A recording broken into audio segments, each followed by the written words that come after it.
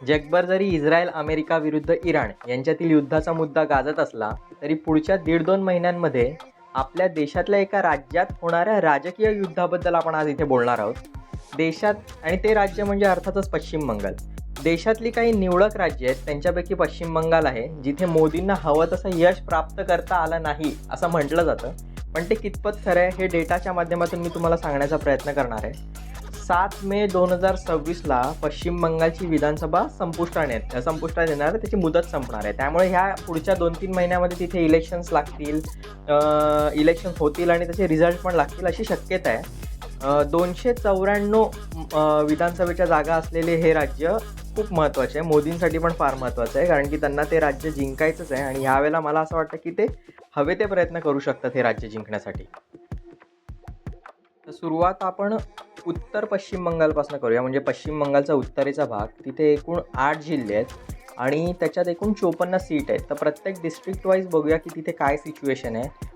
तृणमूल काँग्रेस किती पुढे आणि BJP किती पुढे आहे. आणि 2016 आणि 2021 असा 2 प्रकारचा डेटा सध्या अवेलेबल आहे. त्यामुळे 2026मध्ये काय होऊ शकतं याचा अंदाज आपण त्याच्यावरनं लावू शकतो. तर सगळ्यात पहिला इथे जिल्हा आपण घेऊया, तो आहे कूच बिहार. आता कूच बिहारमध्ये 2016ला तृणमूल काँग्रेसला 8 सीट होत्या, पण 2021ला बघाल त्या 8च्या घटून म्हणजे 6 सीट कमी होऊन त्यांच्याकडे फक्त 2च सीट उरल्या. आणि ह्या सीट कोणी खाल्ल्या तर अर्थातच भाजपाने. भाजपाला म्हणजे NDAला 2016मध्ये इथे फक्त 0 सीट्स होत्या, त्या पूर्ण 7 वाढून 7 सीट झाल्या. आणि SDA म्हणजे ह्याच्यात काँग्रेस आणि त्याचे सगळे सहकारी पक्ष SDAमध्ये आहेत. SDAला 1 सीट होती, ती 0 झाली. त्यामुळे कूचबिहारमध्ये SDAला एकही सीट नाही मिळाली. तर अशा प्रकारे ह्या कूचबिहारमध्ये एकूण 9 सीट्स होत्या. त्या 9पैकी 2016मध्ये आपण बघू तर 8 तृणमूल काँग्रेसला आणि 1 SDAला. पण 2021मध्ये चित्र पूर्ण वेगळं झालं. तृणमूल काँग्रेसला फक्त 2 राहिल्या आणि NDAला 7 झाल्या.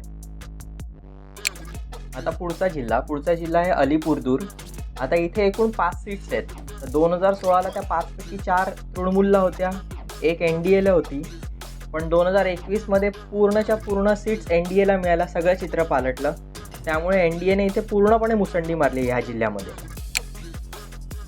त्याच्या पुढचा जिल्हा जलपैगुडीमध्ये एकूण 7 सीट्स आहेत.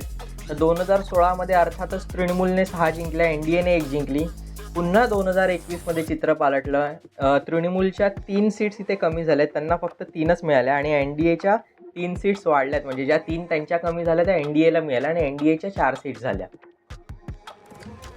त्याच्या पुढचा जिल्हा दार्जिलिंगमध्ये 2016ला तृणमूल काँग्रेसला काही सीट्सच नव्हत्या. इथे एकूण 6 सीट्स आहेत दार्जिलिंगमध्ये.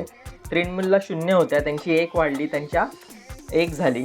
त्याच्यानंतर NDAला इथे 3च सीट होत्या, त्यांच्या 2 सीट्स वाढल्या, त्यांना झाल्या 5.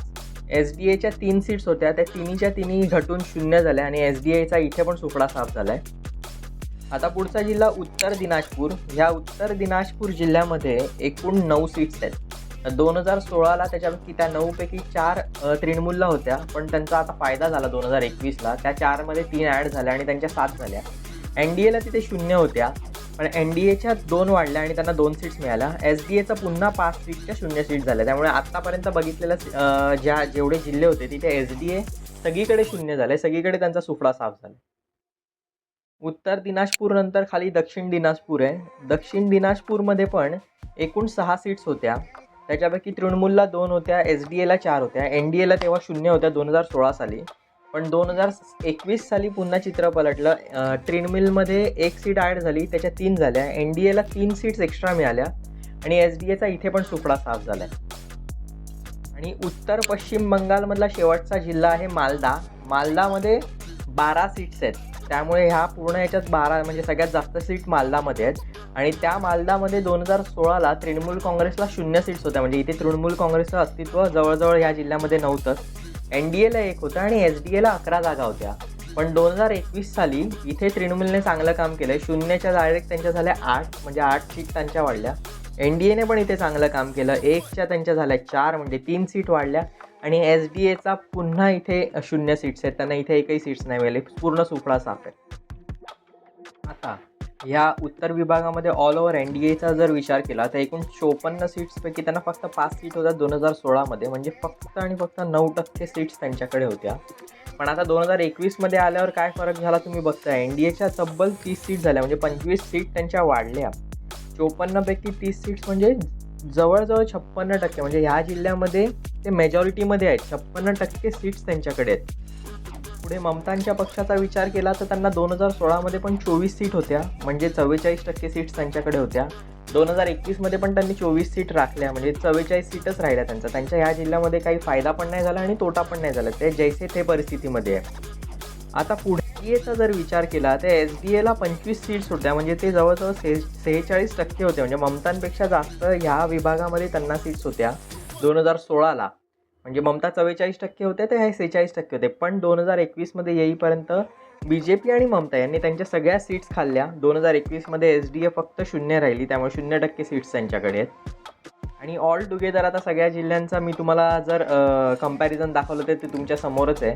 तुम्ही बघू शकता या आकड्यांमध्ये मोदींनी उत्तर पश्चिम बंगालमध्ये किती मुसंडी मारली आहे 2021मध्ये, आणि 2026मध्ये पण ते हीच घौडदौड ह्या जिल्ह्यामध्ये ठेवू शकतात किंवा वाढवू पण शकतात. त्यांचा तो प्रयत्न राहील, कारण की त्यांना जास्तीत जास्त सीट्स या उत्तर पश्चिम बंगालमधनं मिळालेल्या दिसत आहेत. कदाचित ह्यावेळेला पण ते तिथे जास्त प्रयत्न करू शकतात.